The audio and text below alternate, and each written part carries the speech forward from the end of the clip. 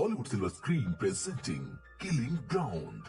कहानी की शुरुआत एक कपल को दिखाते हुए होती है जिसमें लड़की का नाम इयान है और उसकी गर्लफ्रेंड का नाम सैम है, जो न्यू ईयर की पार्टी रोमांटिक तरीके से सेलिब्रेट करने जा रही हैं।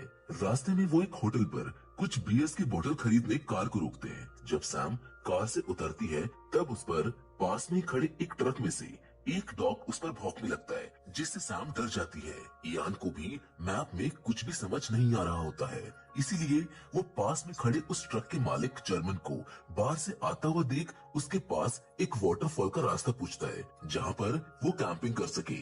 जिस पर जर्मन उसको वाटरफॉल की तरफ जाने के बजाय उसे स्टोन क्रीक नाम की एक जगह का रास्ता बता देता है, जो उसके हिसाब से कैंपिंग के लिए एक अच्छी जगह है। इयान और सैम दोनों बाहर से निकल जाते हैं। रास्ते में यान नोटिस करता है कि जर्मन उसके ट्रक से उनका पीछा कर रहा होता है, जिससे उसका ध्यान भटक जाता है, लेकिन वो फिर भी अपनी कार का एक्सीडेंट होने से बचा लेता है। यान देखता है कि जर्मन उनसे आगे निकल गया है, मतलब वो फालतू में ये सब सोच रहा है। थोड़ी देर बाद वो दोनों कैंपिंग साइट पर पहुंच जाते हैं, लेकिन वो देखते हैं कि वहाँ पर एक कार लावारिस तरीके से खड़ी हुई है। दोनों उस कार को इग्नोर कर थोड़ा आगे जाकर अपना कैंप लगा लेते हैं। साथ में वो ये भी देखते हैं कि थोड़ी दूर पर एक और कैंप लगा हुआ है, जिससे इनको लगता है कि उस कैंप के लोग कहीं आसपास घूमने गए होंगे और वो जल्दी आ भी जाएंगे।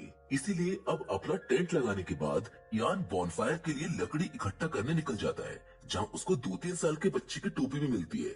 उसको कुछ समझ नहीं आता, इसलिए वो उसको इग्नोर कर अपने टेंट पर पहुंच जाता है। वहीं दूसरी ओर जर्मन और उसका भाई चुक एक लड़की को गलत नजरों से घूर रहे होते हैं। दोनों एक बार में जाकर कुछ लड़कियों के साथ अपनी 31st नाइट एंजॉय कर रहे होते हैं। जब जर्मन एक लड़की से बात कर रहा होता है, तभी चुक एक फोन से उसकी चुपके से फोटो खींच लेता है। उसे ऐसा करते हुए जर्मन देख लेता है, जिसे ये सब बिल्कुल भी पसंद नहीं आता। जब दोनों वॉशरूम जाते हैं तब जर्मन चुक से फोन लेता है जिसमें उसकी फोटो थी, इसीलिए वो उसको जमीन पर जोर से पटक कर तोड़ देता है और उससे कहता है कि अगली बार ऐसा मत करना, क्योंकि इसी वजह से वो पिछली बार बहुत साल तक जेल में रहा है। अब जैसे ही न्यू ईयर का काउंटडाउन खत्म होने के बाद नया साल शुरू होता है, वैसे ही चूक एक लड़की को जबरदस्ती किस करने लगता है, जिससे वो लड़की उसको गाली देकर चली जाती है।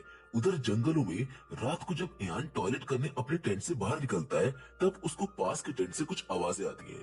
जब वो उस तरफ जाकर चेक करता है तो वो देखता है कि उस टेंट में पड़े खाने को कुछ सुअर मिलकर खा रहे होते हैं। उसी समय अपनी कार को चेक करने पर उसको पता चलता है कि उसकी कार का एक टायर तो पंक्चर हो गया है।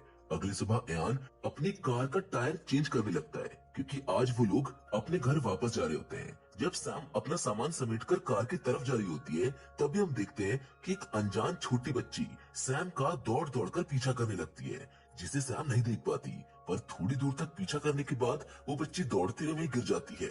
थोड़ी देर बाद जब सैम कुछ सामान लेने टेंट की तरफ फिर से जाती है, तब उसको वो छोटी बच्ची बेहोश पड़ी हुई मिलती है, जिसको देखकर ऐसा लग रहा था कि जैसे इसने कुछ दिनों से कुछ खाया ना हो। जिस पर सैम इयान को बुलाती है। इयान सैम को बच्ची का इलाज करने के लिए मेडिकल किट लेने भेज देता है और उसका इलाज करके सैम और इयान दोनों अपनी कार की तरफ उस छोटी बच्ची को लेकर पहुंच जाते हैं। उनकी कार खराब हो चुकी थी, इसलिए इयान सोचता है कि वो पास में खड़ी कार से निकल जाए। तभी वहाँ पर एक कार आती है जिसमें चूक होता है, जो जर्मन को गॉन हंटिंग का लेटर लिखकर घर से निकला था। चूक का लेटर पढ़ते ही जर्मन भी वहाँ से निकल जाता है, क्योंकि उसको पता था कि चूक कुछ न कुछ गलती करके उसको फंसा देगा। उधर चूक को देखकर इयान और सैम उससे मदद मांगते हैं और उससे कहते हैं कि उनको यहाँ पर एक बच्ची मिली है। उस बच्ची को देखते ही चूक थोड़ा घबरा जाता है और उनसे कहता है कि उसने इस बच्ची के परिवार वालों को स्टोन क्रीक की तरफ जाते हुए देखा था।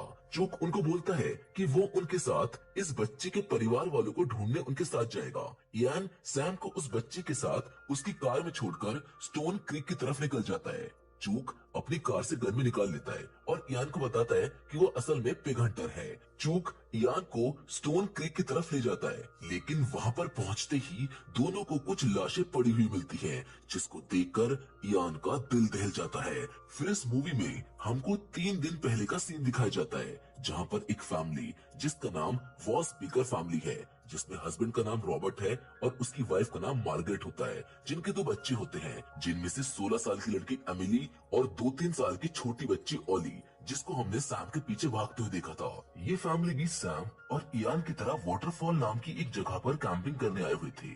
उसी शाम जिस दिन ये लोग यहाँ पर आए थे, उस समय एमिली फोटो खींचने में लगी हुई थी, जो उसका एक शौक भी है, जबकि रॉबर्ट सबके लिए खाना बना रहा होता है जो उसको बहुत पसंद है। अब रात को ये सब खाना खाकर बॉनफायर के पास बैठे थे, तभी बातों बातों में रॉबर्ट अपनी फैमिली को बताता है कि इधर पास ही में एक स्टोन क्रीक नाम की एक जगह है, जहाँ कुछ लोग इधर आने वाले टूरिस्ट को बंदी बनाकर उनको लूटकर मार डालते हैं। इस न्यूज को सुनकर एमिली थोड़ा घबरा जाती है।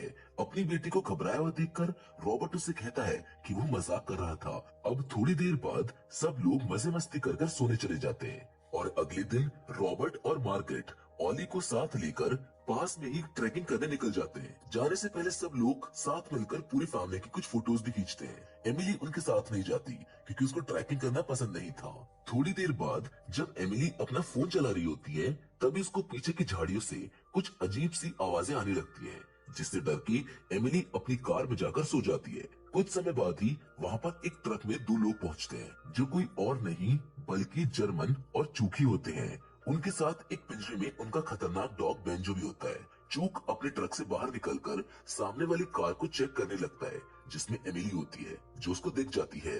जर्मन और चूक दोनों उस लड़की को अजीब सी निगाहों से देख रहे होते हैं, जिस पर जर्मन चूक को उस लड़की के साथ कुछ गलत करने को बोलता है, जिस पर चूक जर्मन को सावधान करता है कि तुम पहले ही इस चक्कर में जेल भी जा चुके हो। जर्मन एमिली के टेंट में जाकर भी चेक करता है, पर उसको वहाँ पर कोई भी नहीं दिखता। लेकिन चूक से एमिली को देखकर रहा नहीं जा रहा था, इसीलिए वो कार की खिड़की में नॉक करके उसको जगा रहा था। चूक को देखते ही एमिली डर जाती है। वो उसे कार से बाहर आने को कहता है, लेकिन एमिली उसकी अजीब सी हरकतों को देखते हुए उसको मना कर देती है। चूक जबरदस्ती उसको बाहर आने को बोलता है और उससे परेशान होकर एमिली कार का हॉर्न बजाने लगती है, जिससे रॉबर्ट, मार्गरेट और जर्मन तीनों कार के पास जाने लगते हैं। जर्मन जल्दी से आता है और एक गन की नोक पर एमिली को बाहर निकलवा लेता है। तभी अपनी बेटी को बचाने रॉबर्ट वहाँ पर आ जाता है, जिसे जर्मन एक ही मुक्के में बेहोश कर देता है। उधर मार्गरेट ऑली को सेफ रखने के लिए उसको टेंट में छोड़कर कार की ओर निकल जाती है। मार्गरेट दौड़ते हुए चूक पर झपट्टा मारती है, लेकिन चूक तो मार्गरेट से काफी ज्यादा ताकतवर था, इसीलिए वो उसको आसानी से पकड़ लेता है। एमिली जंगल में भागने लगती है, लेकिन जर्मन उसको फिर से बंदूक की नोक पर पकड़ लेता है। जर्मन और चूक फैमिली के तीनों लोगों को स्टोन क्रीक पर ले जाकर बांध देते हैं और रॉबर्ट के सामने ही दोनों मिलकर उसकी बच्ची और उसकी बीवी का रेप कर देती हैं। थोड़ी देर बाद चूक एमिली का फोन लेकर उसको चेक कर रहा होता है। ये वही फोन होता है जिससे चूक न्यू ईयर वाले दिन बार में जर्मन की फोटो खींच रहा था। चूक को एमिली के फोन में उसकी फैमिली फोटो दिखती है, जिसको ध्यान से देखने पर उसको पता चलता है कि इनके साथ एक छोटी बच्ची भी है। इसीलिए अब जर्मन मार्गरेट से ऑली के बारे में पूछता है, लेकिन वो उसको कुछ भी नहीं बताती। इससे जर्मन और चूक दोनों मिलकर रॉबर्ट के सर पर एक कैन को रखकर शूटिंग गेम खेलने लगते हैं, लेकिन रॉबर्ट के हिलने की वजह से कैन गिर जाता है, जिससे चूक सीधे उसके सर में ही गोली मार देता है। रॉबर्ट को एमिली और मार्गरेट के सामने ही मार दिया जाता है। फिर वही गेम वो दोनों मार्गरेट के साथ भी खेलते हैं, लेकिन उसके बार बार हिलने की वजह से जर्मन उसको एक थप्पड़ मारकर बेहोश कर देता है और उस पर कैन रखकर जर्मन अपनी शूटिंग प्रैक्टिस करने लगता है, लेकिन जर्मन उस पर ठीक से निशाना नहीं लगा पाता। इस पर चूक उसको चिढ़ाने लगता है। वो कहता है कि तुम्हारी उम्र हो चुकी है, इसलिए तुम्हें चश्मा लगा लेना चाहिए, जिससे गुस्से में आकर जर्मन मार्गरेट की छाती पर गोली मार देता है और साथ में वो एमिली को भी उसके सर में गोली मारकर मार डालता है। अब तीनों को मार के वो दोनों मिलकर उनके टेंट के पास ऑली को ढूंढने पहुंचते हैं, लेकिन वो उनको वहाँ पर नहीं मिलती, क्योंकि ऑली तो अपने मम्मी पापा को ढूंढते हुए जंगल में चली जाती है। ऑली के नहीं मिलने पर ये दोनों भी अपने घर वापस आ जाते हैं। फिर कहानी प्रेजेंट में आती है, जहाँ चूक इयान के साथ नाटक करते हुए इयान को स्टोन क्रीक पर ले जाता है, जहाँ उसने जर्मन के साथ मिलकर ऑली की फैमिली को भी मार डाला था। जब चूक वहाँ पहुँचता है तो वो देखता है कि वहाँ मार्गरेट की बॉडी नहीं है, जिससे वो डर जाता है, क्योंकि मार्गरेट जिंदा है, जिससे वो पकड़ा जा सकता है। आसपास ढूंढने पर उसको मार्गरेट मिल जाती है, जो जिंदा है। इयान मार्गरेट की मदद कर ही रहा होता है, उसे फिर से गोली मारकर मार्गरेट को मार डालता है, जिस पर इयान डर जाता है और उससे कहता है कि मतलब तुमने ही इन सबको मारा है और अब तो तुम मुझको भी मार डालोगे। इस पर चूक उससे कहता है कि हाँ, इनको मैंने और मेरे भाई ने मिलकर मारा है और अब हम तुमको भी मारेंगे, लेकिन इतनी आसानी से नहीं। पहले तो हम तुम्हें तड़पाएंगे, फिर तुम्हें बांधकर तुम्हारे सामने ही तुम्हारी गर्लफ्रेंड का रेप करेंगे, फिर उसे मार के हम तुमको मार देंगे। इतना कहते ही चूक उसको गन पॉइंट पे उसके साथ चलने को कहता है, लेकिन तभी अपनी और अपनी गर्लफ्रेंड की जान बचाने के लिए इयान चूक को धक्का देकर वहां से भाग जाता है, जिससे चूक गोली चलाते हुए उसका पीछा करने लगता है। उधर सैम ओली के